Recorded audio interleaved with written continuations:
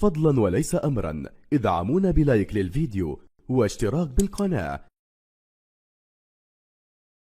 On connaît tous l'adage, il ne faut pas juger un livre à sa couverture. Et pourtant, et si pour une fois, on faisait exactement le contraire? C'est le défi qu'on se lance aujourd'hui. On va décortiquer une seule image pour voir comment elle peut nous raconter l'histoire d'une philosophie qui a littéralement révolutionné la finance. Allez, on plonge direct dans le vif du sujet. Tout commence avec cette phrase, cette citation. C'est sans doute l'une des recommandations les plus puissantes qu'on puisse imaginer. Et elle ne vient pas de n'importe qui, mais de Warren Buffett, l'investisseur le plus célèbre de notre temps. Forcément, une déclaration pareille, ça interpelle. Et la voici, notre pièce à conviction du jour. C'est la fameuse couverture du livre en question. On va la regarder de près, parce que chaque élément ici, du plus grand titre à la plus petite mention, est en fait un indice. Un indice qui va nous aider à comprendre pourquoi ce livre est une référence absolue. Ok, premier élément, le plus évident, c'est cette citation de Buffett. Il faut bien comprendre que dans le monde de la finance, son avis, ce n'est pas juste un bon coup de pub, c'est un véritable label de qualité, une sorte de certification que ce qui est dit à l'intérieur est pertinent et solide. La question qui vient tout de suite à l'esprit, c'est « mais qu'est-ce qui peut bien y avoir dans ce livre? Quelle est cette méthode, cette sagesse pour décrocher un tel compliment ?» C'est ce qu'on va découvrir en continuant notre petite enquête sur cette couverture.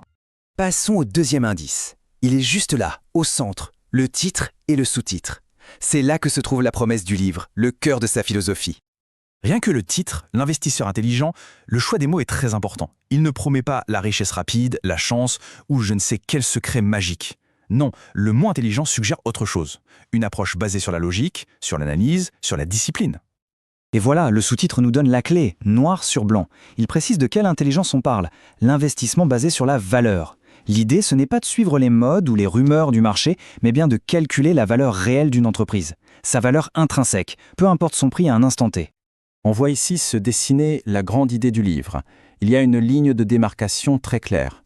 D'un côté, on a l'investisseur, qui achète un bout d'une entreprise parce qu'il croit en sa valeur. Et de l'autre, on a le spéculateur, qui achète une action en pariant simplement qu'il pourra la revendre plus cher à quelqu'un d'autre. Deux mondes complètement différents. Mais alors, qui est derrière cette philosophie qui a tant d'influence? Eh bien, la réponse est juste là, sur la couverture. Benjamin Graham. Son nom est écrit en gros et pour cause. Ce n'est pas juste un auteur parmi d'autres, c'est tout simplement le père de l'investissement dans la valeur. C'est lui qui a mis des mots, des règles, des principes sur ses idées pour les rendre accessibles à tout le monde.